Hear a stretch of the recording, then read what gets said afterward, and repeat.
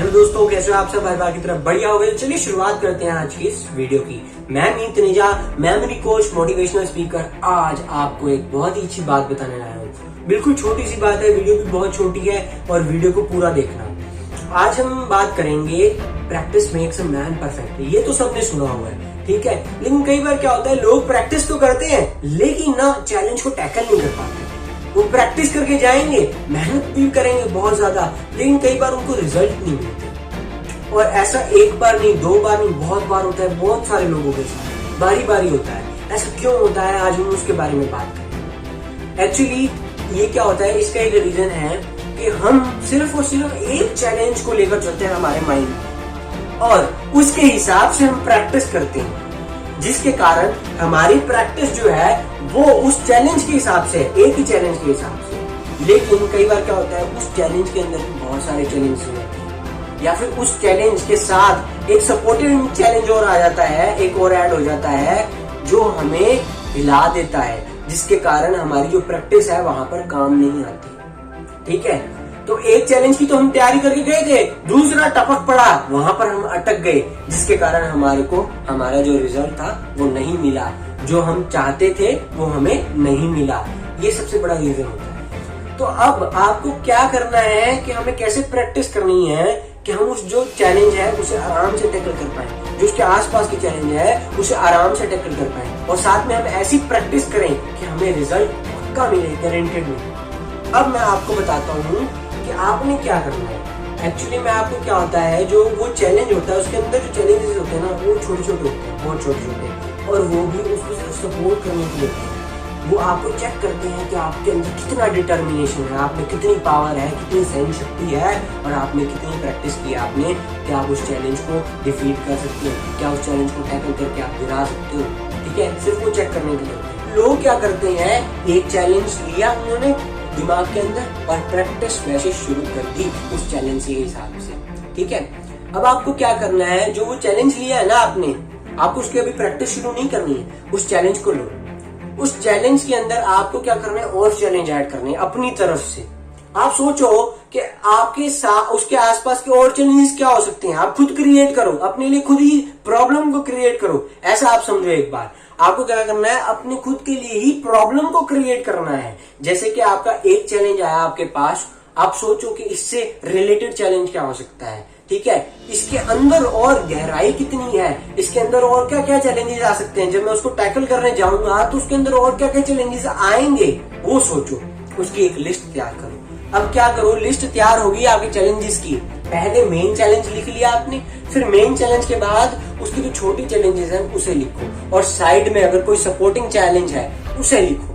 अब आपको क्या करना है, अब इसके हिसाब से प्लानिंग करनी है, इसके हिसाब से प्रैक्टिस करनी है। आपको क्या करना है, आपको सबसे पहले आपको ऐसा प्लान बनाना है कि सबसे पहले आपको क्या करना है, मेन चैलेंज पे धावा बोलना। मेन चैलेंज पे धावा बोला, और कल को सपोर्टिंग चैलेंजेस आते हैं, या उसके अंदर चैलेंज के अंदर चैलेंज आ जाता है, तो उससे कैसे निपटना है, फिर आपको उसकी प्लानिंग करनी है।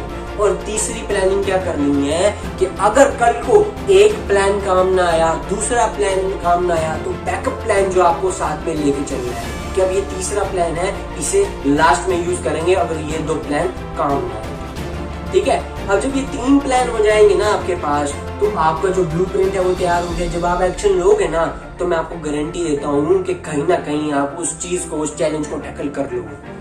बहुत सारे लोग होते हैं, ये आपको सुनने में अजीब लग रहा होगा कि मैं आज इस तरह वीडियो क्यों बना रहा हूँ, लेकिन बहुत सारे ऐसे लोग हैं जो कहीं ना कहीं अटक जाते हैं, और फिर वो अटके रह जाते हैं। क्यों अटके रह जाते हैं, वो सोचते हैं मैंने इतनी मेहनत की लेकिन उस खुदा ने मुझे कुछ भी नहीं दिया। भाई, उस खुदा की गलती नहीं है, गलती तेरी है कि तू एक चैलेंज लेके चल रहा था, खुदा ने दो और दे दिए और तू वहां अटक गया। उसकी परीक्षा तूने पार नहीं की, तो वो कैसे आगे तुझे आगे तक लेके जाएगा, तू खुद ही ले जा सकता है। इसलिए तुझे मेहनत करनी होगी, और मेहनत कैसे करनी है, ऐसे करनी है मेहनत। एक चैलेंज के अंदर चैलेंज जो है उसके हिसाब से भी प्रैक्टिस करके जाना है, उसके हिसाब से भी मेहनत करनी है कि आपको उसको भी टैकल करना है। उसे टैकल कर लिया, फिर सब आसान हो जाएगा, फिर कभी भी नहीं रुकोगे। अब ब्लूप्रिंट तैयार हो गया, पहला चैलेंज, उसके जो सपोर्टिंग चैलेंजेस हैं, और साथ में जो उसकी गहराई के अंदर चैलेंज आएंगे, चैलेंज के अंदर चैलेंज आएंगे, वो आपको करने हैं। ठीक है, अब मैं आपको एक एग्जाम्पल के तौर पे समझाता हूँ कि आपको प्रैक्टिस कैसे करनी है। अब क्या हुआ, लॉकडाउन था जिसके कारण जो टीचर्स हैं वो ऑनलाइन टीचिंग पे शिफ्ट हो गए। ठीक है, अब बहुत सारे लोगों को, बहुत सारे टीचर्स को बहुत दिक्कत आई ऑनलाइन टीचिंग के अंदर। ठीक है, तो अब जो ऑनलाइन टीचिंग के अंदर दिक्कत आ रही थी, पहले क्या चैलेंज आया उनको, बच्चों को पढ़ाना ही एक बहुत बड़ा चैलेंज होता है टीचर्स के लिए। ठीक है, अब इस चैलेंज के अंदर एक और चैलेंज आ गया, एक सपोर्टिंग चैलेंज आ गया कि अब लॉकडाउन भी लग गया। अब बच्चे वहां उनके सामने बैठकर भी नहीं पढ़ेंगे, अब बच्चों को पढ़ाना है एक चैलेंज, और बच्चों को ऑनलाइन पढ़ाना है दूसरा चैलेंज हो गया, चैलेंज में चैलेंज हो गया। समझना इस बात को, तो सोचो कितनी दिक्कत होगी। अब जिस आदमी ने, जिस टीचर ने इन दोनों चैलेंज को दिमाग में लेकर प्रैक्टिस कर ली ना, उसने बच्चों को आसानी से पढ़ा दिया।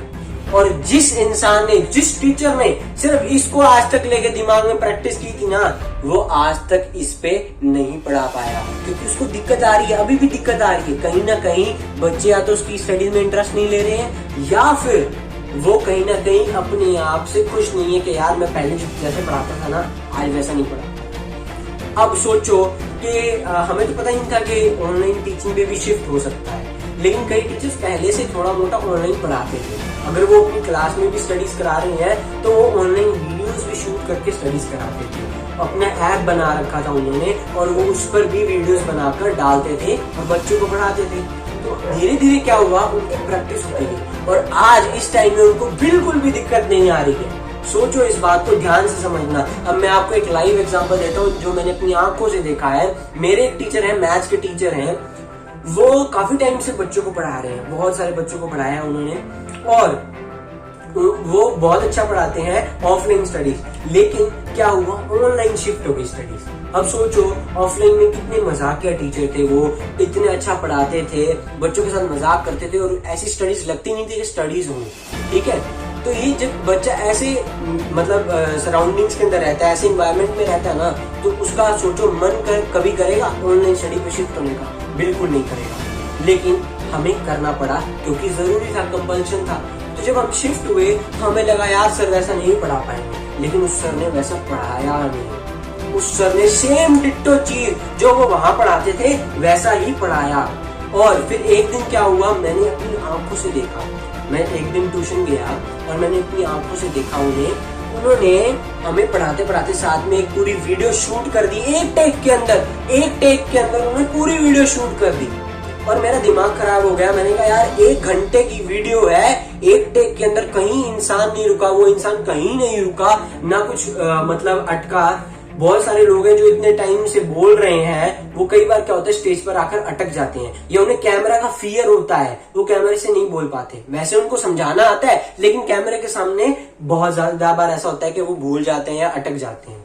लेकिन उस इंसान ने एक भी बार कुछ नहीं अटके, वो कहीं नहीं रुके, उन्होंने 1 घंटे नॉन स्टॉप पढ़ाया और एक टेक में वीडियो शूट कर दी। सोचो, मेरा दिमाग खराब हो गया उस दिन, और मैंने इस चीज पर सोचा, और फिर मेरे को ये समझ आया कि उन्होंने ना पहले से एक ऑनलाइन ऐप बनाया हुआ था।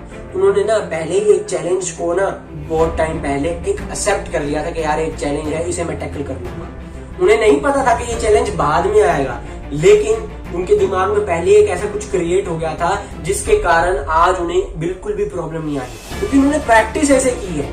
अब सोचो, इस टीचर ने प्रैक्टिस ऐसे की तो इसके बच्चे भी अच्छे पढ़ रहे हैं। ठीक है, और उसे खुद को खुशी है कि यार मैंने बच्चों को बहुत अच्छा पढ़ाया है, मुझे एक सेल्फ सेटिस्फेक्शन आ गया है कि हाँ जैसे मैं पढ़ाता था ना वैसे मैं पढ़ा रहा हूँ। ऑनलाइन स्टडीज और ऑफलाइन स्टडीज में कहीं ना कहीं तो डिफरेंस आता है मेरे दोस्तों, लेकिन ज्यादा गैप नहीं होता ऐसा, मतलब जो वो सर पढ़ाते हैं ना इतना ज्यादा गैप नहीं लगता। ठीक है, तो जो ऑनलाइन स्टडीज और ऑफलाइन स्टडीज वाला था ना चैलेंज, उनके दिमाग में पहले आ गया और उन्होंने उस चीज पर प्रैक्टिस किया। आपको भी वही करना है। एक चैलेंज लिया, बड़ा चैलेंज क्या था, बच्चों को पढ़ाना, और दूसरा चैलेंज जो सपोर्टिंग उनके पास आया कि बच्चों को ऑनलाइन पढ़ाना है।